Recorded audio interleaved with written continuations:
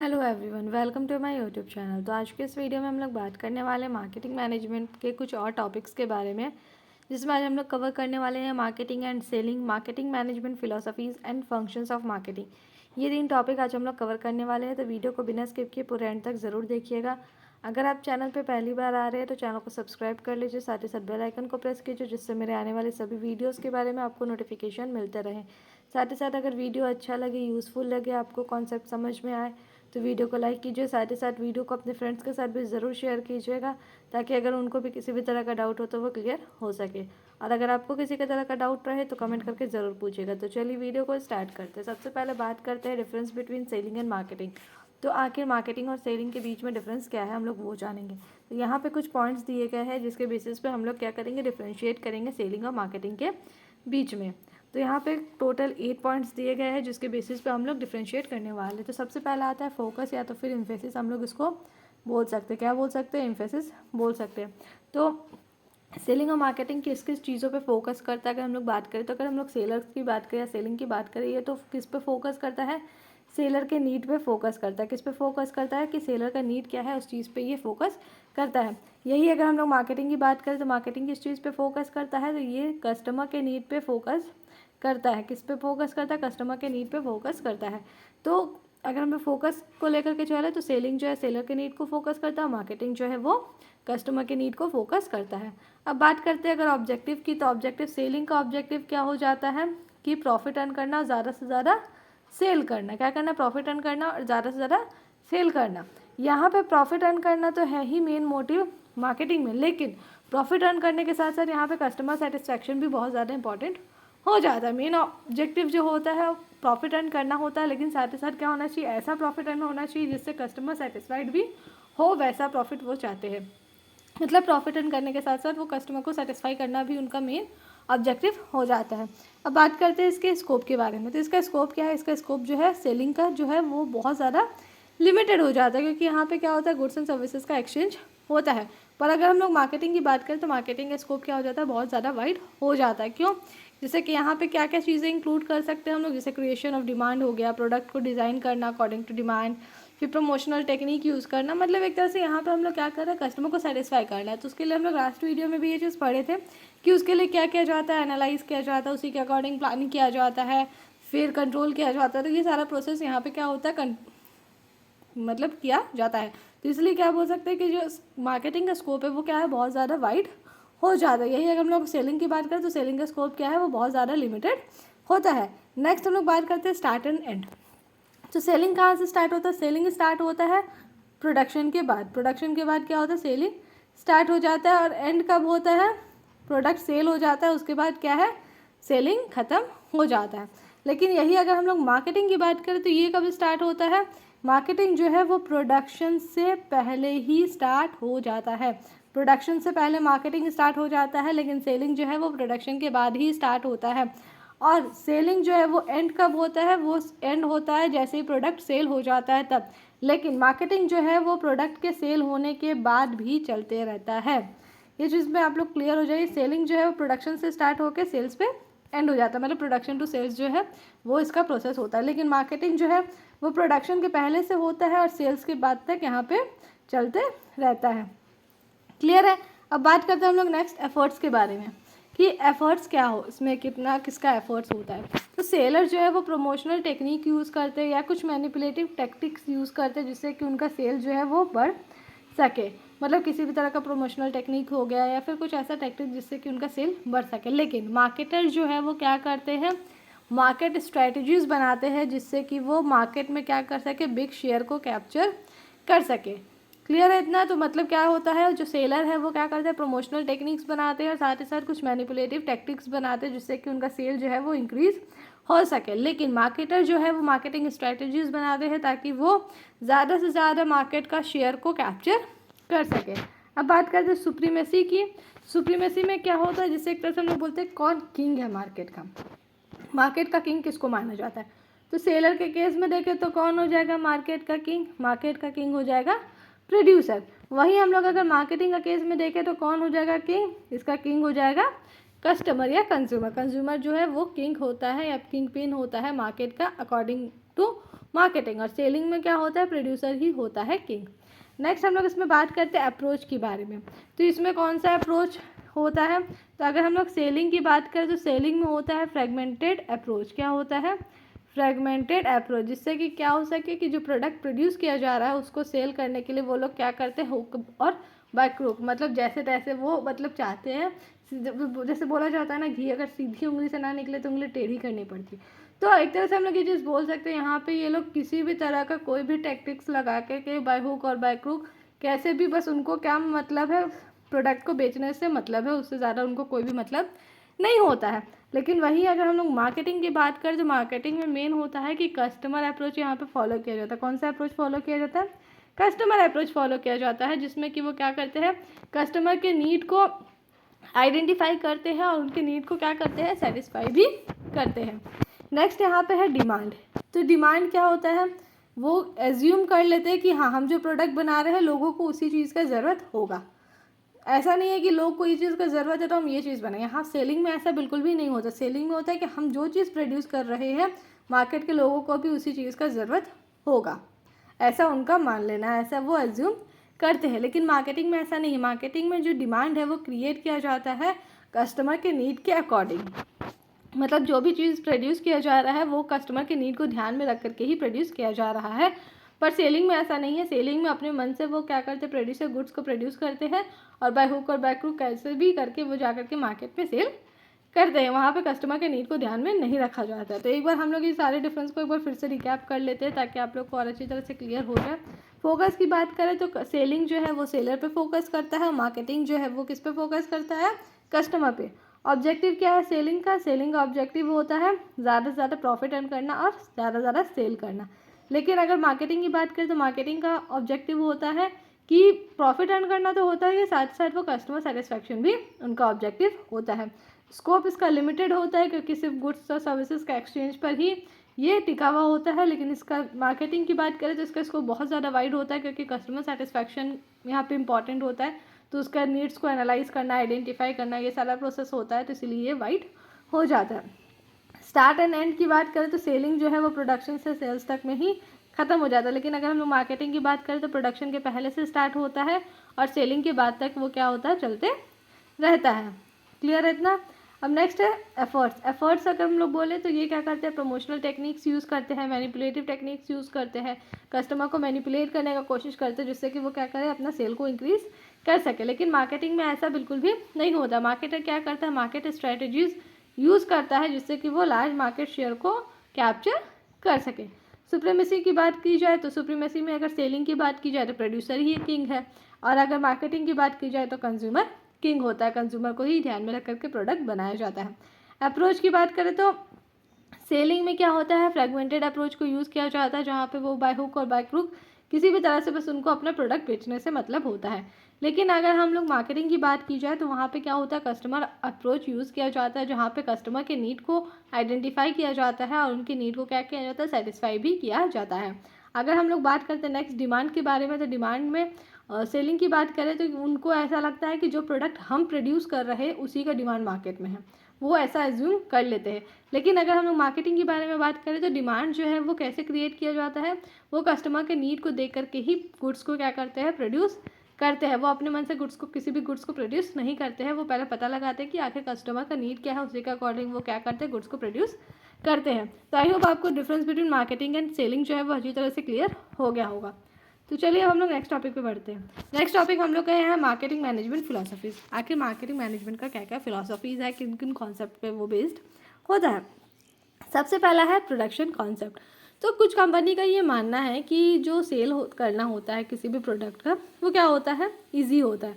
अगर प्रोडक्ट सस्ता है और ईजिली अवेलेबल है तो वो क्या होता है, आसानी से बिक जाता है। सपोज़ कीजिए कि कोई प्रोडक्ट है, ठीक है, कोई फेस वॉश ही मान लीजिए, कोई अगर आपको फेस वॉश दे रहा है 10 रुपीज़ में, तो ये क्या हुआ, सस्ता हो गया और आपको हर जगह मिल जा रहा है, तो ये क्या होगा, मतलब ज़्यादा इसका सेल हो जाएगा।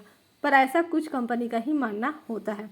तो वैसे कंपनी क्या करते हैं, वो प्रोडक्शन कॉन्सेप्ट को फॉलो करते हैं। प्रोडक्शन कॉन्सेप्ट में क्या होता है कि जो कॉस्ट ऑफ प्रोडक्शन है वो उसको क्या कर देते हैं, कॉस्ट ऑफ प्रोडक्शन को वो कम कर देते हैं bye means of mass production हो गया। अगर ज़्यादा मतलब अगर मान लीजिए कि ज़्यादा गुड्स को प्रोड्यूस करेंगे तो जाहिर सा बात है जो प्रोडक्शन कॉस्ट है वो भी क्या होगा, कम होगा। यही अगर हम लोग प्रोडक्शन जो है वो कम चीज़ों का करेंगे तो प्रोडक्शन से रिलेटेड जो कॉस्ट होगा वो ज़्यादा होगा। तो इसलिए कुछ फर्म्स जो है वो प्रोडक्शन कॉन्सेप्ट का यूज़ करते हैं, जहाँ पे वो क्या करते हैं कि ज़्यादा से ज़्यादा गुड्स को प्रोड्यूस करते हैं, जिससे कि उनका जो कॉस्ट ऑफ प्रोडक्शन है वो क्या हो सके, कम हो सके, और जो डिस्ट्रीब्यूशन का कॉस्ट है वो भी कम हो सके। क्योंकि जब आप एक जगह से दूसरी जगह सामान पहुंचाएंगे तो आप एक सामान पहुंचाए या 10 सामान पहुंचाए, आपको रेट में उतना ज़्यादा डिफरेंस नहीं देखने को मिलेगा। लेकिन वही अगर आप एक एक करके चीज़ों को एक जगह से दूसरी जगह पहुंचाओगे तो उसका क्या होगा, कॉस्ट बहुत ज़्यादा बढ़ जाएगा। तो इसलिए वो क्या करते हैं, मास प्रोडक्शन करते हैं, मास में क्या करते हैं, डिस्ट्रीब्यूशन करते हैं, जिससे कि कॉस्ट ऑफ प्रोडक्शन जो है वो कम हो सके। पर इसका कुछ ड्रॉबैक भी है कि सारे कस्टमर ऐसे नहीं होते हैं कि सस्ता चीज़ दिखा या इजीली अवेलेबल हो चीज़ तो हम लोग उसको परचेज़ कर ले, ऐसा हर समय नहीं होता है। हाँ, कुछ कस्टमर्स होते हैं ऐसा करते हैं, कुछ कंपनियों का भी ऐसा मानना है, पर हर वक्त ये चीज़ नहीं होता है। ऐसा नहीं है कि अगर आपको कोई चीज़ सस्ता मिल रहा है तो आप इजीली खरीद लोगे, क्योंकि अब 10 रुपीज़ में आपको बड़ा वाला फेस वॉश मिल रहा है, मान लीजिए 1 kg का फेस वॉश आपको 10 रुपीज़ में मिल रहा है, तो आपके दिमाग में कहीं ना कहीं चीज़ आएगा, पहले तो आएगा बाप रे इतना सस्ता कैसे दे रही है, फिर लगेगा कि नहीं ज़रूर इसका क्वालिटी अच्छा नहीं होगा, ज़रूर ये प्रोडक्ट अच्छा नहीं होगा, मेरे फेस के लिए अच्छा नहीं होगा, या कुछ भी चीज़ दिमाग में आता है। बहुत लोग क्या होते हैं, ब्रांडेड चीज़ यूज़ करते हैं। तो ऐसा ज़रूरी नहीं है कि आप अगर प्रोडक्ट को इनएक्सपेंसिव रखो, कम रेट पे रखो और इजीली अवेलेबल करा दो तो वो ज़्यादा बिकेगा। तो ये इसका एक ड्रॉबैक हो सकता है। क्लियर। अब हम लोग नेक्स्ट बात करते हैं प्रोडक्ट कॉन्सेप्ट के बारे में। तो प्रोडक्ट कॉन्सेप्ट आखिर होता क्या है। जो फर्म है जो प्रोडक्ट कॉन्सेप्ट यूज़ करते हैं, मतलब उसमें करते क्या है कि उनका जो बिजनेस का गोल है वो क्या होता है, उनका मेन मकसद होता है कि जो क्वालिटी है प्रोडक्ट का उसको क्या करना, हाई करना। मतलब ऐसे फर्म्स जो है वो क्या करते हैं, गुड्स को मैन्युफैक्चर करते हैं, जो प्रोडक्ट को मैन्युफैक्चर करते हैं वो एक अच्छा क्वालिटी में करते हैं, पर वो क्या करते हैं, कस्टमर को भी ध्यान में रख करके ही ये चीज़ को करते हैं कि अगर क्वालिटी हाई है, ठीक है, कोई भी प्रोडक्ट का क्वालिटी हाई है तो कस्टमर उसको कब खरीदेगा, जब उसको उस चीज़ का नीड होगा, उस चीज़ का वांट होगा, तभी वो क्या करेगा, क्वालिटी को दे करके परचेज़ करेगा। ऐसा नहीं है कि हम अगर उस चीज़ के लिए फोर्स करें कस्टमर को तो वो क्या करे, खरीद ले, ऐसा बिल्कुल भी नहीं होता है। जैसे कि मान लीजिए कि हेयर डाई का अगर हम लोग एग्जाम्पल लेते हैं, अगर हाई क्वालिटी हेयर डाई बना रहा है कोई फर्म, ठीक, अगर हमको उस चीज़ का नीड ही नहीं है तो उसका क्वालिटी कितना भी अच्छा क्यों ना हो हम लोग उस चीज़ को परचेज़ नहीं करेंगे। हमको उस चीज़ का नीड होना चाहिए, वांट होना चाहिए, हमको उस चीज़ का डिमांड होना चाहिए। अगर मेरा उस चीज़ का लेकर के डिमांड है, हम तभी जा करके उस चीज़ को क्या करेंगे, परचेज़ करेंगे। तो प्रोडक्ट कॉन्सेप्ट में यही चीज़ होता है कि जो फर्म होता है वो क्या करता है, अच्छा क्वालिटी में, सुपीरियर क्वालिटी में गुड्स को प्रोड्यूस करता है, लेकिन वो इस चीज़ को भी हमेशा ध्यान में रखता है कि कस्टमर हाई क्वालिटी प्रोडक्ट तभी बाय करेंगे, तभी परचेज़ करेंगे जब उनको उस चीज़ का नीड हो, वांट हो, या उनको उस चीज़ का डिमांड हो, तभी जा करके वो क्या करेंगे, उस प्रोडक्ट को वो परचेज़ करेंगे। क्लियर है। अब नेक्स्ट हम लोग बात करते हैं सेलिंग कॉन्सेप्ट के बारे में। तो ऐसे फर्म जो सेलिंग कॉन्सेप्ट को यूज़ करते हैं उनका ये मानना होता है कि जो कस्टमर है उनको अगर हम लोग कन्विंस कर दें, अगर मान लो कस्टमर कन्विंस हो जाते हैं प्रोडक्ट से, और वो क्या कर लेंगे, वो प्रोडक्ट को परचेज़ कर लेंगे। अब कन्विंस कैसे होंगे, अगर हम लोग उसका ज़्यादा से ज़्यादा प्रमोशन करें, ज़्यादा से ज़्यादा लोगों को बताएं कि प्रोडक्ट के बारे में ये है वो है, मतलब जो भी चीज़ हम लोग प्रमोशनल टेक्निक का यूज़ करें जिससे कि क्या हो, कस्टमर सेटिस्फाई हो सके। मतलब वो एक तरह से चाहते हैं कि कस्टमर जो है वो कन्विंस हो जाए प्रोडक्ट को परचेज़ करने के लिए, उनका मेन मकसद वही होता है। मतलब वो चाहते हैं कि कस्टमर कुछ भी खरीद ले, अगर उनको नहीं भी खरीदना होता है तब भी वो क्या करें, वो गुड्स को खरीद ले, क्योंकि वो कन्विंस हो रहे हैं। जो फर्म सेलिंग कॉन्सेप्ट पे मानते हैं, सेलिंग कॉन्सेप्ट को फॉलो करते हैं, वो क्या करते हैं, एडवर्टाइजिंग पावर को यूज़ करते हैं या कोई अदर टेक्निक को यूज़ करते हैं जिससे कि वो क्या कर सके, कस्टमर को इन्फ्लुएंस कर सके, क्या कर सके, कस्टमर को इन्फ्लुएंस कर सके। तो इसका मतलब हम लोग ये चीज़ समझ सकते हैं कि यहाँ पे मेन मकसद होता है सामान को बेचना। सेलिंग कॉन्सेप्ट से समझ में आ रहा है सेल करना ज़्यादा से ज़्यादा। अब उसके लिए वो कोई भी टेक्निक का यूज़ कर सकते हैं, कोई फेयर टेक्निक भी यूज़ कर सकते हैं, अनफेयर टेक्टिक्स भी यूज़ कर सकते हैं, बाय हुक और बाय क्रुक, किसी भी तरह से वो क्या कर सकते हैं, अपना सामान को ज़्यादा से ज़्यादा बेचने का कोशिश करेंगे, मैनिपुलेट करेंगे कस्टमर्स को, और साथ ही साथ वो क्या करेंगे, ऐसा टेक्निक का यूज़ करेंगे जिससे कि जो कंज्यूमर है वो इन्फ्लुएंस हो जाए, वो कन्विंस हो जाए उस चीज़ को परचेज़ करने के लिए। मतलब भले कस्टमर को उस चीज़ का नीड नहीं, उस चीज़ का वांट नहीं है, लेकिन वो चाहेंगे कि मेरा प्रोडक्ट जो है वो कस्टमर खरीद लो। उनको इस चीज़ से मतलब नहीं होता कि कस्टमर को इस चीज़ का नीड हो, वांट है, ये सबसे उनको कोई मतलब नहीं। उनको बस मतलब है तो किस चीज़ से, उनको मतलब है तो सिर्फ उनके सेल्स से। वो चाहते हैं उनका ज़्यादा से ज़्यादा क्या हो, सेल्स हो, भले कस्टमर को उस चीज़ का नीड और वांट हो चाहे ना हो। वो by hook by crook, fair unfair, उनको इस चीज़ से कोई मतलब नहीं होता है। क्लियर। नेक्स्ट हम लोग बात करते हैं मार्केटिंग कॉन्सेप्ट के बारे में कि आखिर मार्केटिंग कॉन्सेप्ट होता क्या है। तो जो मार्केटिंग कॉन्सेप्ट है वो क्या चीज़ पे कॉन्सेंट्रेट करता है, वो कॉन्सेंट्रेट करता है कस्टमर्स के नीड पे। किस पे कॉन्सेंट्रेट करता है, कस्टमर के नीड पे। ये कॉन्सेप्ट बताता है कि प्रोडक्ट जो है उसको इस तरह से डिज़ाइन करना चाहिए या इस तरह से प्रोड्यूस करना चाहिए कि वो क्या कर सके, कस्टमर का नीड को पूरा कर सके। कस्टमर को जिस चीज़ का नीड है उसी के अकॉर्डिंग क्या होना चाहिए, प्रोडक्ट का डिज़ाइन होना चाहिए, प्रोडक्ट को प्रोड्यूस किया जाना चाहिए, ताकि क्या हो सके कि कस्टमर का नीड को सेटिस्फाई किया जा सके और साथ ही साथ वो अपने कॉम्पिटिटर से भी आगे निकल सके, बेटर हो अपने कॉम्पिटिटर से भी। तो मार्केटिंग कॉन्सेप्ट से हम लोग ये चीज़ समझ सकते हैं कि जो कस्टमर का सेटिस्फैक्शन है वो क्या होता है, यहाँ पे प्राइमरी गोल होता है या प्राइमरी ऑब्जेक्टिव होता है। मतलब ऐसा यहाँ पे नहीं होता है कि जो फर्म है वो उस चीज़ को बेचते हैं जो कि वो प्रोड्यूस करते हैं, वो ऐसा बिल्कुल भी नहीं करते हैं। ऐसा यहाँ पे नहीं होता है कि जो फर्म प्रोड्यूस किया उसी चीज़ को बेचना। यहाँ पे मेन मकसद होता है कस्टमर, मेन मोटिव यहाँ पे होता है कस्टमर का नीड, कस्टमर का सेटिस्फैक्शन। इस चीज़ को ध्यान में रख करके गुड्स प्रोड्यूस किया जाता है, उसी के अकॉर्डिंग क्या होता है, गुड्स को बेचा जाता है। तो मार्केटिंग कॉन्सेप्ट का कुछ पिलर्स है जहाँ पे क्या कुछ प्रोसेस है मार्केटिंग कॉन्सेप्ट का जो कि हम लोग को जानना ज़रूरी हो जाता है। सबसे पहले यहाँ पे क्या किया जाता है, आइडेंटिफाई किया जाता है मार्केट को। क्या किया जाता है, मार्केट को आइडेंटिफाई किया जाता है कि आखिर कस्टमर का क्या नीड है। मार्केट को आइडेंटिफाई करना या कस्टमर्स को आइडेंटिफाई करना जो कि टारगेट मार्केट के लिए जिसको चूज़ किया जा रहा है। फिर बाद में पता लगाना कि आखिर उनका नीड एंड वांट क्या है, आखिर कस्टमर जो है टारगेट मार्केट के उनका नीड और वांट क्या होता है। फिर क्या करना, प्रोडक्ट को डेवलप करना according to the need and want of the customer, ताकि क्या हो सके कि जो टारगेट मार्केट है उसको जो टारगेट मार्केट का नीड है उसको अचीव किया जा सके और कस्टमर को सेटिस्फाई किया जा सके। फिर नेक्स्ट स्टेप होता है कि सेटिस्फाई करना जो नीड है टारगेट मार्केट का। और ऐसा नहीं है कि सिर्फ सेटिस्फाई करना, बल्कि इस तरह से सेटिस्फाई करना कि अपने कॉम्पिटिटर से वो आगे निकल के आ सके। और ये सब क्यों किया जाता है, doing this for all at a profit. ये सब चीज़ें किया जाता है प्रॉफिट को भी अर्न करने के लिए। मतलब कस्टमर सेटिस्फैक्शन के साथ साथ यहाँ पे क्या है, प्रॉफिट अर्न करना भी मेन मोटिव हो जाता है। नेक्स्ट हम लोग बात करते हैं सोसाइटल कॉन्सेप्ट के बारे में कि आखिर सोसाइटल कॉन्सेप्ट होता क्या है। तो जो मार्केटिंग कॉन्सेप्ट है उसमें क्या होता है, हम लोग कस्टमर के नीड्स को सेटिस्फाई करते हैं in the best possible manner, पर फिर भी वहाँ पे क्या है, कुछ ना कुछ क्रिटिसिज्म होता ही है पीपल का, जो कि क्या होते हैं, सोसाइटी या इन्वायरमेंट से कंसर्न होते हैं। किससे कंसर्न होते हैं, सोसाइटी और इन्वायरमेंट से जो कंसर्न लोग होते हैं उनका क्रिटिसिज्म कहीं ना कहीं मार्केटिंग कॉन्सेप्ट में भी देखने को मिल जाता है। का ये मानना होता है कि जो भी कस्टमर है, मान लीजिए जो भी कस्टमर का नीड है उनको क्या करना है, ब्लाइंडली फॉलो नहीं करना है। अगर वो ब्लाइंडली इस चीज़ को फॉलो करते हैं तो कहीं ना कहीं वो क्या करते हैं, इन्वायरमेंट को, सोसाइटी को कहीं ना कहीं वो क्या कर रहे हैं, हार्म पहुंचा रहे हैं।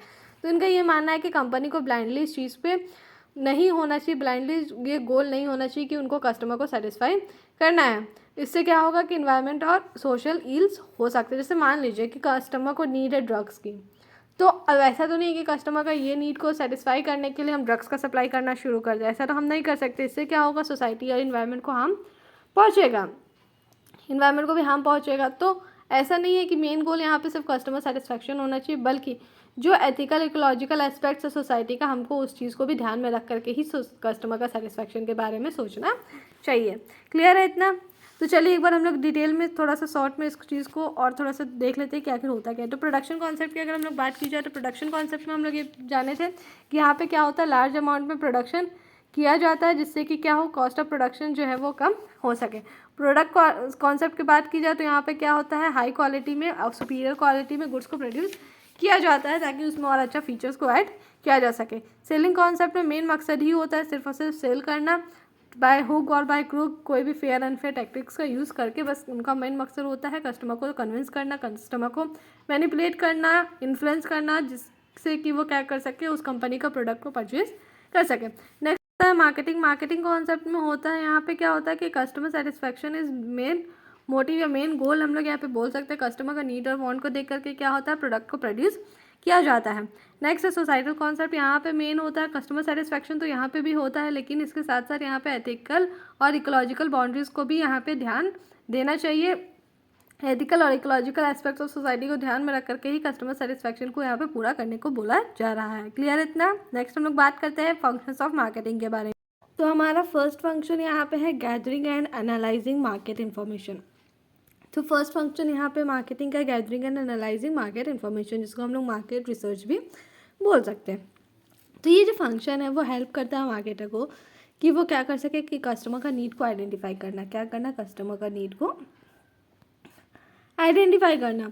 तो मार्केट रिसर्च जो है वो बेसिस बन जाता है प्रोडक्ट डेवलपमेंट के लिए और मार्केट रिसर्च करने के लिए, जिसमें हम लोग क्या कर सकते हैं, एक शॉर्ट एनालिसिस करते हैं, जहाँ पे हम लोग क्या करते हैं, शॉर्ट का फुल फॉर्म क्या होगा, स्ट्रेंथ, वीकनेस, अपॉर्चुनिटी और थ्रेट। ये चीज़ करने में हम लोग को हेल्प करता है। जो ये फंक्शन होता है gathering and analysing market information, वो क्या करता है, मार्केटर को हेल्प करता है कि वो कस्टमर के नीड को आइडेंटिफाई कर सके।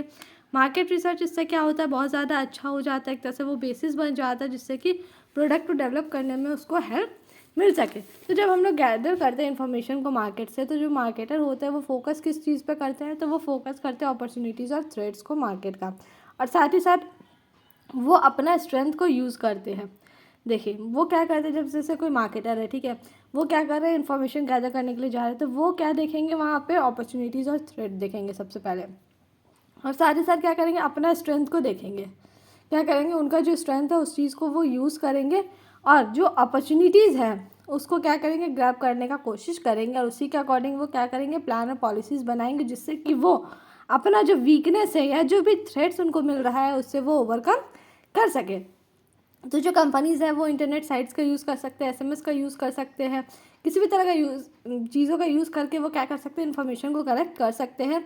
कुछ कुछ कंपनीज़ तो ऐसी होती है जो डोर टू डोर जा करके वो रिसर्च करती है और इन्फॉर्मेशन को गैदर करती है। तो इन शॉर्ट हम लोग ये चीज़ यहाँ पे क्लियर समझ सकते हैं कि गैदरिंग और एनालाइजिंग मार्केट इन्फॉर्मेशन में क्या होता है, शॉर्ट एनालिसिस पे ये बेस्ड होता है, जहाँ पे कंपनी क्या करते हैं, अपने अपॉर्चुनिटीज़ और थ्रेट्स को फोकस करती है, जो मार्केट का अपॉर्चुनिटीज़ और थ्रेट्स है उस पर फोकस करती है, साथ ही अपना जो स्ट्रेंथ है उसको अच्छी तरह से यूज़ करती है, जिससे कि वो अपॉर्चुनिटीज़ को क्या कर सके, ग्रैब कर सके, उसी के अकॉर्डिंग वो प्लान और पॉलिसीज़ बनाए, क्या बनाए, प्लान एंड पॉलिसीज़ बनाए, और जिससे कि वो जो भी वीकनेस है या जो भी थ्रेट्स है उसको क्या कर सके, ओवरकम कर सके। तो कंपनी किसी भी तरह से ये चीज़ कर सकती है, किसी भी तरह से इन्फॉर्मेशन गैदर कर सकती है, चाहे तो वो इंटरनेट हो, एसएमएस हो, या डोर टू डोर रिसर्च करके भी वो इन्फॉर्मेशन को गैदर कर सकती है। नेक्स्ट यहाँ पे होता है फिर मार्केट प्लानिंग। एक बार जब हम लोग रिसर्च कर लिए, मार्केटिंग रिसर्च हो गया, तो फिर क्या करता है नेक्स्ट स्टेप मार्केटर, कि वो स्टेप्स प्लान करता है जो कि नेसेसरी होता है मार्केटिंग ऑब्जेक्टिव को अचीव करने के लिए। मार्केटिंग का जो ऑब्जेक्टिव है, जाहिर सी बात है किसी भी ऑब्जेक्टिव को अचीव करने के लिए प्लानिंग जो है वो बहुत ज़्यादा इंपॉर्टेंट हो जाएगा। तो जो मार्केटिंग का ऑब्जेक्टिव है उसको अचीव करने के लिए क्या किया जाता है, प्लान बनाया जाता है मार्केटिंग प्लानिंग के अंदर।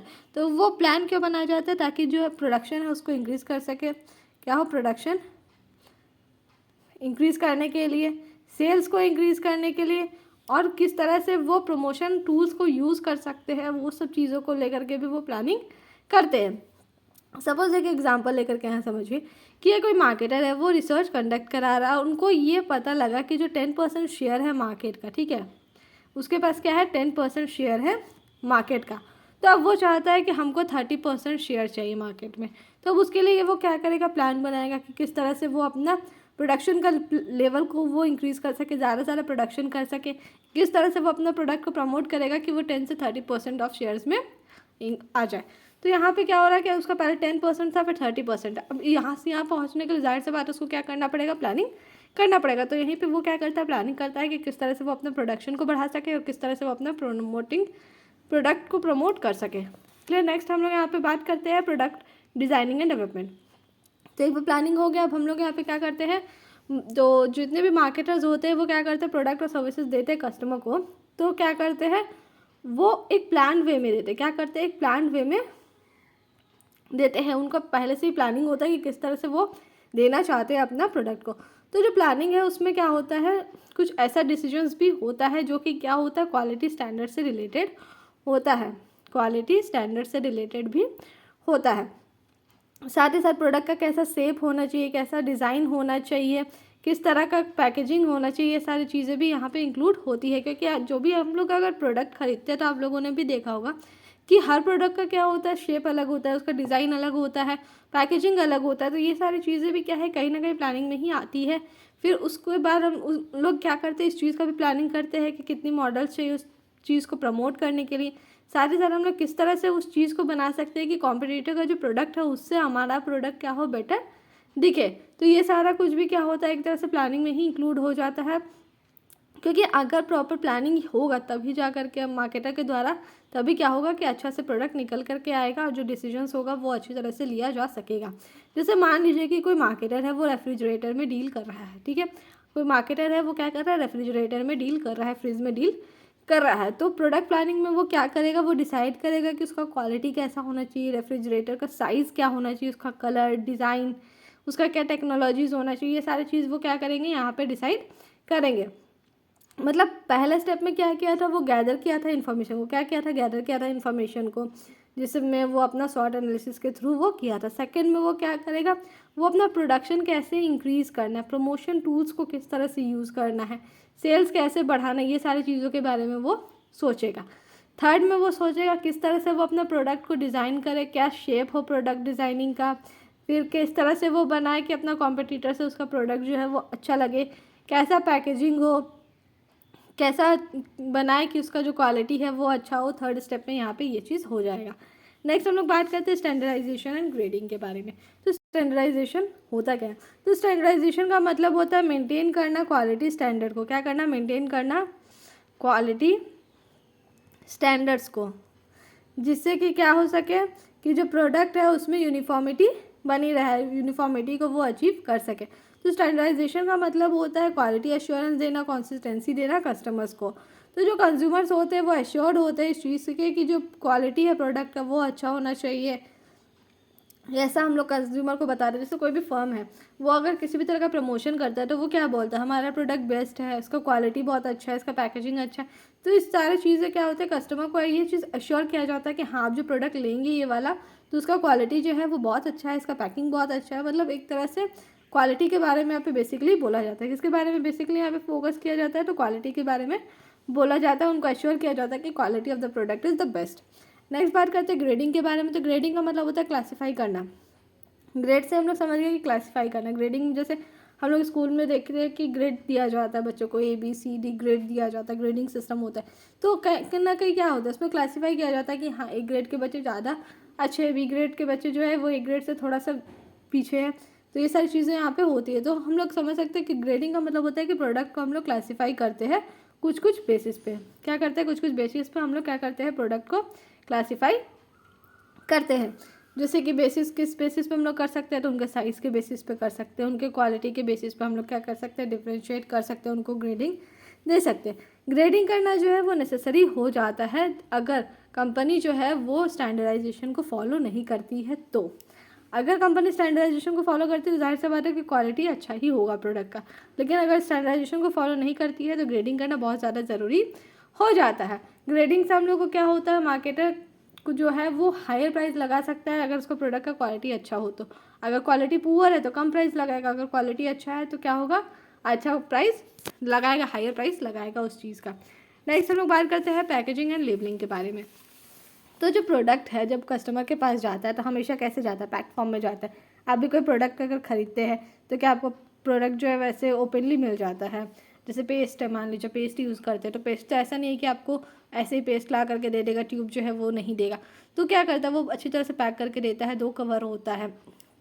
तो क्या होता है, हम लोग जो भी प्रोडक्ट को यूज़ करते हैं वो हमेशा क्या होता है, पैक फॉर्म में होता है। हमें हमेशा क्या होता है, पैक फॉर्म में कोई भी सामान दिया जाता है। तो पैकेजिंग का मतलब क्या होता है कि जो डिज़ाइन होता है पैकेट का, क्या होता है, डिज़ाइन होता है पैकेट का, या रैपर होता है, कार्टून होता है, ये सारी चीज़ें जो भी यूज़ होती है प्रोडक्ट को पैक करने के लिए हम लोग उसको क्या बोलते हैं, पैकेजिंग बोलते हैं। पैकेजिंग जो है वो हमेशा बहुत इंपॉर्टेंट रोल प्ले करता है सेलिंग करने में, क्योंकि अगर पैकेजिंग अगर अट्रैक्टिव है, पैकिंग अगर अट्रैक्टिव है तो कस्टमर क्या करते हैं, वो बाय करते हैं प्रोडक्ट को। तो पैकेजिंग एक तरह से हम लोग बोल सकते हैं कि वो एक क्या होता है, साइलेंट सेल्समैन का काम करता है, साइलेंट सेल्समैन का काम करता है। तो कौन काम करता है साइलेंट सेल्समैन का? अगर पूछा जाए तो क्या होगा इसका राइट आंसर? इसका राइट आंसर हो जाएगा पैकेजिंग। पैकेजिंग जो है वो साइलेंट सेल्समैन का काम करता है, क्योंकि अगर पैकेजिंग अट्रैक्टिव है तो कहीं ना कहीं क्या होगा, कस्टमर उस प्रोडक्ट को परचेज करेंगे। अगर प्रोडक्ट का पैकेट अच्छा होगा, उसका डिज़ाइन अच्छा होगा, रैपर कार्टून ये सब चीज़ अच्छा होगा, तो कंज्यूमर जो है उस चीज़ को जो प्रोडक्ट है उसको क्या करेंगे, परचेज करेंगे। अब हम बात करते हैं लेबलिंग के बारे में। तो लेबलिंग का मतलब क्या होता है? लेबलिंग जो है वो एक इन्फॉर्मेटिव पार्ट होता है पैकेजिंग का, जहाँ पे क्या होता है कि जो प्रोडक्ट से रिलेटेड इंपॉर्टेंट इन्फॉर्मेशन है वो कस्टमर को दिया जाता है। जैसे हम लोग कोई भी प्रोडक्ट खरीदते हैं तो उसके बैक साइड में आप लोग देखिएगा बहुत सारा इन्फॉर्मेशन दिया रहता है कि इस प्रोडक्ट में क्या क्या इंग्रेडिएंट्स है, क्या क्या इंग्रेडिएंट्स से मिलकर ये चीज़ बना है, और भी बहुत सारे डिटेल्स जो है वो बैक साइड में दिए हुए रहते हैं। तो लेबलिंग एक तरह से बोल सकते हैं कि इंपॉर्टेंट इन्फॉर्मेशन जो कस्टमर को देना होता है उस प्रोडक्ट से रिलेटेड, वो सारा कुछ क्या होता है, पैकेजिंग में किया हुआ होता है। अब नेक्स्ट हम लोग बात करते हैं ब्रांडिंग के बारे में। तो ब्रांडिंग का मतलब क्या होता है? किसी भी प्रोडक्ट को एक स्पेशल नेम देना। क्या देना? Giving special name to a product. तो कंपनी जो है वो डिसाइड करती है, जैसे मान लीजिए कोई भी प्रोडक्ट है वो कस्टमर को देना है, तो जाहिर सी बात है कंपनी क्या करेगा, एक नेम डिसाइड करेगा कि किस नाम से हमको इस प्रोडक्ट को कस्टमर को तक पहुंचाना है। जैसे कंपनी का नेम होता है, वो क्या करता है, सेल करता है अपने प्रोडक्ट को किस पे, कंपनी का नाम पे ही करेगा। तो ऐसा स्पेशल कुछ क्या होना चाहिए, ब्रांड नेम होना चाहिए किसी भी प्रोडक्ट का। जैसे मान लीजिए सोनी है, एक क्या है वो ब्रांड नेम है, BPL है वो क्या है, ब्रांड नेम है, एयरटेल है, एरियल है, टाइड है, ये सब क्या है, तो ये सारे क्या है, एक तरह से ब्रांड नेम हो सकते हैं। तो इस तरह का ब्रांड नेम क्या होता है, यूज़ किया जाता है, जिससे कि क्या कहो कि वो प्रोडक्ट को कंज्यूमर के पास लाया जा सके, कस्टमर को क्या हो, सेल किया जा सके। क्योंकि कस्टमर को सेल करने के लिए कोई नाम तो होना चाहिए प्रोडक्ट का, तो उस प्रोडक्ट को नाम जो कंपनी का नेम है उसको हम लोग क्या बोल सकते हैं, एक प्रॉपर ब्रांडिंग बोल सकते हैं। एक स्पेशल नेम होता है जिसको हम लोग ब्रांडिंग बोलते हैं, जो कि कंपनी के द्वारा सेलेक्ट किया जाता है। लेकिन कस्टमर को लॉयल्टी को देख करके ही ब्रांड नेम, मतलब इससे हम लोग ये चीज़ बोल सकते हैं कि जो ब्रांड नेम होता है वो ऐसा नहीं होना चाहिए कि कोई भी प्रोडक्ट है और किसी भी तरह का ब्रांड नेम दे दे, ऐसा भी नहीं होना चाहिए। और साथ ही साथ मतलब बहुत सोच समझ के, बहुत केयरफुली क्या होना चाहिए, ब्रांड नेम को सजेस्ट करना चाहिए, ब्रांड नेम को लाना चाहिए। मतलब कोई भी ऐसा ब्रांड नेम नहीं रखना चाहिए जो कि सही ना हो, क्योंकि कस्टमर का लॉयल्टी जो है वो ब्रांड नेम पे डिपेंड होता है। किस पे डिपेंड होता है? ब्रांड का नेम पे डिपेंड होता है। अगर हमको लगेगा कि हाँ ये ब्रांड का जो नेम है वो अच्छा नहीं है, या ब्रांड का प्रोडक्ट अच्छा नहीं है, सपोज़ कीजिए कि कोई ब्रांड है, इसका एक प्रोडक्ट अच्छा नहीं है, तो कहीं ना कहीं हम लोग को उसका, अगर मान लीजिए कोई कंपनी है वो 2 प्रोडक्ट बना रही है, ठीक है, 1 product and product 2 product, suppose 3 product बना रही है, और ब्रांड एक ही है, ब्रांड ए ब्रांड ए ब्रांड ए। अब मान लीजिए कि ब्रांड ए का जो तीनों प्रोडक्ट है उसमें से जो सेकंड नंबर का प्रोडक्ट है वो एकदम भी अच्छा नहीं है, तो कहीं ना कहीं क्या होगा, मेरे मन में ये भी चीज़ आएगा कि शायद इसका ये भी प्रोडक्ट अच्छा नहीं होगा, प्रोडक्ट 1 भी अच्छा नहीं होगा, प्रोडक्ट 2 भी क्या होगा, अच्छा नहीं होगा। तो जो कस्टमर का लॉयल्टी है वो किस पे डिपेंड करता है, ब्रांड के नेम पे डिपेंड करता है। क्लियर। अब हम लोग नेक्स्ट इसके बाद बात करते हैं कस्टमर सपोर्ट सर्विसेज के बारे में। तो आज के डेट में हम लोग बात करते हैं जो बिजनेस इन्वायरमेंट होता है, क्या होता है बिजनेस इन्वायरमेंट, कस्टमर जो है वो क्या होता है, किंग पिन होता है। ये तो हम लोग ऑलरेडी पढ़ चुके हैं कि मार्केटिंग में क्या होता है, कस्टमर ही किंग होता है। तो कस्टमर का सेटिस्फाई होना बहुत ज़्यादा ज़रूरी हो जाता है। कस्टमर सेटिस्फैक्शन जो है वो मेन मोटो हो जाता है हर बिजनेसमैन का। तो ये बहुत ज़्यादा इंपॉर्टेंट फंक्शन हो जाता है मार्केटिंग मैनेजमेंट का, जिसमें कि क्या होता है कि कस्टमर को सपोर्ट सर्विस देना भी यहाँ पे बहुत ज़्यादा ज़रूरी हो जाता है। जैसे मान लीजिए कस्टमर कोई सामान खरीदा, उसमें किसी तरह का कोई प्रॉब्लम है, या आफ्टर सेल सर्विस का ज़रूरत है, या किसी भी तरह का उसको कोई कंप्लेन है प्रोडक्ट को लेकर के, या मेंटेनेंस कराना है, या उस प्रोडक्ट को परचेज़ किया है उसको वो यूज़ करने में प्रॉब्लम हो रहा है, तो ये सारा सर्विसेज जो है वो कस्टमर को प्रोवाइड किया जाना चाहिए, और करते भी है बहुत सारे कंपनीज। तो ऐसा भी होना चाहिए ताकि क्या हो सके कि जो कस्टमर है वो आपके परमानेंट कस्टमर बन जाए। ऐसा तो कोई भी बिजनेसमैन या कोई भी कंपनी नहीं चाहेगा कि कस्टमर जो है सिर्फ एक बार ही उसका प्रोडक्ट खरीदे। वो चाहेगा कि एक बार प्रोडक्ट खरीदे लेकिन वो क्या हो, बार बार वही प्रोडक्ट उन्हीं का कंपनी का वो क्या करे, परचेज करे। तो ऐसा करने के लिए ये ज़रूरी है कि वो क्या कर सके, कस्टमर सपोर्ट सर्विसेज प्रोवाइड कर सके, जिससे कि क्या हो, जो कस्टमर है वो परमानेंट हो जाए। क्योंकि अगर कस्टमर पूरी तरह से आपके प्रोडक्ट से सेटिस्फाइड होंगे तभी वो क्या होंगे, नेक्स्ट टाइम आपके प्रोडक्ट को परचेज करेंगे। अगर कस्टमर आपके प्रोडक्ट से सेटिस्फाइड नहीं होंगे तो वो क्या करेंगे, सिर्फ एक बार परचेज करेंगे, सेकंड टाइम से वो आपका प्रोडक्ट परचेज नहीं करेंगे। तो ये ज़रूरी होता है कि कस्टमर को क्या करें, सपोर्ट सर्विसेज दे, जिससे कि वो पूरी तरह से सेटिस्फाई हो जाए और वो आपके परमानेंट कस्टमर बन जाए। और कई बार ये होता है कि अगर कोई एक कस्टमर सेटिस्फाइड होता है तो वो क्या करता है, अपना फीडबैक, अपना रिव्यू ये अपना एक्सपीरियंस वो क्या करते हैं अपने नेबर्स के साथ, अपने रिलेटिव्स के साथ भी शेयर करते हैं, जिससे क्या होता है कि कहीं ना कहीं उस कंपनी का सेल जो है वो बढ़ जाता है और वो भी क्या होता है परमानेंट कस्टमर हो जाते हैं। इसलिए वो ज़रूरी होता है कि कस्टमर को अगर आपको परमानेंट बनाना है तो कस्टमर सपोर्ट सर्विसेज प्रोवाइड करना बहुत ज़्यादा ज़रूरी होता है, क्योंकि अगर वो सेटिस्फाइड होंगे तभी वो आपके परमानेंट कस्टमर बन पाएंगे। नेक्स्ट है प्राइसिंग ऑफ प्रोडक्ट। तो प्राइसिंग का मतलब क्या होता है? प्राइसिंग का मतलब होता है वो पैसा जो कि कस्टमर क्या करेंगे, आपको पे करेंगे आपसे, जो वो प्रोडक्ट लेते हैं या सर्विस वो आपसे लेते हैं उसके बदले में, या उसके इन रिटर्न जो आपको वो पे करेंगे, मतलब प्रोडक्ट लेंगे उसके बदले में जो आपको वो पैसा पे करने वाले हैं, उसी को हम लोग क्या बोलते हैं? प्रोडक्ट का प्राइसिंग बोलते हैं। तो ये मोस्ट क्रूशियल एलिमेंट होता है मार्केटिंग का, क्योंकि कस्टमर जो है वो बहुत ज़्यादा प्राइस सेंसिटिव होते हैं। अगर मान लीजिए 2 प्रोडक्ट है मार्केट में, ठीक है, प्रोडक्ट ए और product B, same brand same चीज़ वो प्रोड्यूस करते हैं। ये मान लीजिए कि ये भी सेम फेस वॉश का ही कंपनी है, ये भी क्या है, फेस वॉश का कंपनी है, लेकिन मान लीजिए कि ये फेस वॉश जो है आपको 50 में मिल रहा है, ये आपको 55 में मिल रहा है और सेम ही चीज़ है, तो क्या करेंगे कस्टमर जो है वो किसके पास जाएंगे? ऑब्वियस सी बात है ए के पास जाएंगे, क्योंकि वहाँ पे क्या है 5 रुपीज़ का प्राइस कम है। साथ ही साथ मार्केटर्स को ये भी चीज़ ध्यान में रखना है कि उनका जो ऑब्जेक्टिव है फर्म का वो क्या है, साथ ही साथ कस्टमर्स का डिमांड क्या है, कॉम्पिटिटर्स का डिमांड क्या है, ये सब चीज़ों को भी देख करके वो प्राइस को सेट करें। साथ ही साथ ऐसा भी नहीं है कि 10 रुपीज़ का कोई प्रोडक्ट है उसके लिए आप कंपनी जो है वो 50 रुपीज़ कंज्यूमर से चार्ज करे, तो उसके इसमें भी क्या होगा, कस्टमर उस चीज़ को पे करने के लिए रेडी होगा? बिल्कुल भी रेडी नहीं होगा। तो प्राइसिंग हमेशा सोच समझ के ही किसी भी प्रोडक्ट का करना चाहिए। चलिए नेक्स्ट है प्रमोशन एंड सेलिंग। तो जब प्रोडक्शन हो जाता है गुड्स का, तो मार्केटर क्या करता है, उसको कस्टमर को क्या करता है, ऑफर करता है, और उसके लिए वो क्या करता है, 2 बेसिक फंक्शन को यूज़ करता है। तो पहला क्या है, पहला है प्रमोशन और दूसरा है सेलिंग। तो प्रमोशन का मतलब क्या होता है? प्रमोशन का मतलब होता है जितने भी एक्टिविटीज़ जो कि क्या करते हैं, कस्टमर को कम्युनिकेट करने में हेल्प करते हैं, जिससे कि वो अपना सेल्स को इंक्रीज़ कर सके, उसको क्या बोलते हैं, प्रमोशन बोलते हैं। तो प्रमोशन में क्या क्या आ जाएंगे? प्रमोशन में वो सारे एक्टिविटीज़ आ जाएंगे जो कि यूज़ में आते हैं प्रोडक्ट को सेल करने के लिए, और जिसके लिए ज़रूरी है कि कस्टमर को पता हो कि वो प्रोडक्ट क्या चीज़ का है, वो प्रोडक्ट क्यों बनाया गया है, उसका कॉस्ट क्या है, उसका क्या बेनिफिट। अगर वो सारी चीज़ कस्टमर को पता होगा तभी क्या करेगा, कस्टमर उस चीज़ को परचेज़ करेगा। तो उससे लिए जो भी कम्युनिकेट करने के लिए जो भी स्टेप्स होते हैं या जो भी एक्टिविटीज़ इन्वॉल्व होती है, उसको हम लोग क्या बोलते हैं, प्रमोशन बोलते हैं। तो प्रमोशन के लिए मार्केटर जो है वो बहुत सारी चीज़ों को यूज़ कर सकता है, जैसे कि वो एडवर्टाइजमेंट कर सकता है, सेल्स प्रमोशन का यूज़ कर सकता है, पर्सनल सेलिंग कर सकता है, पब्लिसिटी कर सकता है। तो किसी भी तरह का एडवर्टाइजमेंट का या किसी भी तरह का प्रमोशन टेक्निक्स का वो क्या कर सकता है, यूज़ कर सकता है, जिससे कि वो क्या कर सके, कस्टमर को अपने प्रोडक्ट के बारे में बताए, जिससे कस्टमर जो है वो प्रोडक्ट को क्या करे, परचेज कर सके। नेक्स्ट यहाँ पे फिजिकल डिस्ट्रीब्यूशन। तो अनदर इम्पॉर्टेंट फंक्शन हो जाता है जो कि मार्केटिंग मैनेजर को क्या होता है, करना पड़ता है, और इसके लिए भी उसको क्या करना पड़ता है, प्लानिंग करना पड़ता है। तो फिजिकल डिस्ट्रीब्यूशन में क्या क्या चीज़ें आ जाएंगी? तो फिजिकल डिस्ट्रीब्यूशन में आ जाएगा choice of channel of distribution, मतलब किस तरह से हम लोगों को डिस्ट्रीब्यूट करना है अपना प्रोडक्ट को, इन्वेंट्री को किस तरह से मेंटेन करना है, वेयर हाउस स्टोरेज, ये सारा चीज़ इसमें इंक्लूड हो जाएगा। नेक्स्ट हम लोग बात करते हैं ट्रांसपोर्टेशन के बारे में।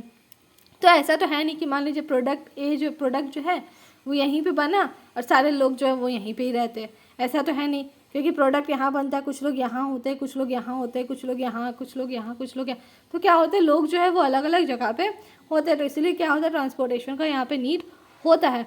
तो प्रोडक्शन को जो गुड्स है जो प्रोड्यूस हो रहा है, तो प्रोडक्शन से कंजम्पशन तक तो लाना ही है ना। ऐसा तो नहीं है कि कोई भी कंपनी है गुड्स को प्रोड्यूस कर लेगा और छोड़ देगा या अपने ही यूज़ करेगा, ऐसा तो नहीं होता। तो प्रोड्यूस किया तो जाहिर सा बात है कंज्यूमर को कंज्यूम करने के लिए होगा, कंजम्पशन के लिए ही होगा। तो इसके लिए ज़रूरी है कि जो गैप है प्लेस का, उसको फील करने के लिए किस चीज़ का ज़रूरत होता है, उसके लिए ज़रूरत होता है ट्रांसपोर्ट का। ट्रांसपोर्टेशन जो है वो यूज़ किया जाता है जिससे कि गुड्स जो है वो कंज्यूमर तक पहुंच सके। तो बहुत तरह के मोड्स ऑफ ट्रांसपोर्ट का यहाँ पे यूज़ किया जाता है, जिससे कि गुड्स जो है वो ईजिली क्या हो सके, दुनिया के हर कोने में जा सके, जिससे कि हर लोग जो है उस चीज़ को यूज़ कर सके। साथ ही साथ ऐसा नहीं है कि प्रोडक्शन से कंजम्पशन में ही ये चीज़ काम आता है, बल्कि गुड्स को प्रोड्यूस करने के लिए भी क्या होता है, बहुत सारी चीज़ों का ज़रूरत होता है। रॉ मटेरियल्स चाहिए, बहुत तरह के इनपुट्स चाहिए, जो भी ऐसा नहीं है कि एक ही जगह पे मिल जाएगा। फिर क्या करना पड़ता है हम लोगों को, एक जगह से दूसरी जगह तक मंगाना होता है, जिसके लिए भी क्या होता है, ट्रांसपोर्टेशन का यूज़ किया जाता है। जैसे कि रॉ मटेरियल को परचेज़ करना है तो उसके लिए भी क्या होगा, ट्रांसपोर्टेशन का यूज़ किया जाएगा।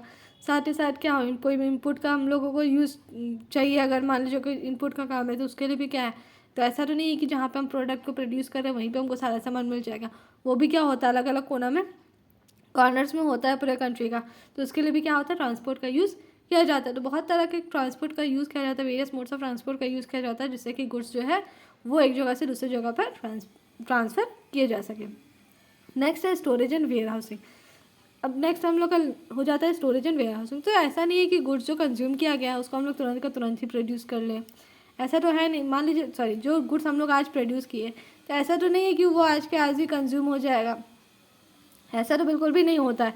तो बहुत क्या होता है, इसके बीच में बहुत टाइम का गैप होता है। क्या होता है, टाइम का गैप होता है प्रोडक्शन और कंजम्पशन के बीच में। तो इसलिए नेसेसरी हो जाता है कि गुड्स को हम लोग क्या कर सके, सेफ प्लेस पे क्या कर सके, रख सके कुछ दिन के लिए, ताकि वो क्या हो, मॉइस्चर से, इंसेक्ट से या किसी भी तरह का चोरी से या कोई भी चीज़ से हम लोग गुड्स को क्या कर सके, बचा के रख सके, प्रोटेक्ट करके रख सके। तो जो मार्केटर है वो क्या करता है, हमेशा अपना एक वेयर हाउस रखता है जिसमें कि वो क्या कर सके, अपने प्रोडक्ट को स्टोर करके रख सके, और जब जी मार्केट में क्या हो, उस चीज़ का डिमांड हो, तो वो क्या कर सके, वो अपने जो वेयर हाउस है उसको उससे निकाल करके वो क्या कर सके, मार्केट का जो डिमांड है उसको पूरा किया जा सके। क्योंकि ऐसा नहीं है कि आज प्रोडक्ट प्रोड्यूस हो रहा है आज ही कंज्यूम हो जाएगा, ऐसा बिल्कुल भी नहीं होता। तो इसलिए ज़रूरी है कि उसको क्या कर सके, सेफ प्लेस पे स्टोर करके रख सके, कि आने वाले टाइम में जब इसका डिमांड होगा, या जब मार्केट में इसका डिमांड होगा, या जब मार्केट में इसका स्टॉक खत्म हो जाएगा, तब उसको क्या कर सकते हैं, वो दिया जा सकता है। साथ ही साथ क्या होता है, बहुत सारे पब्लिक वेयर हाउसेस का भी यूज़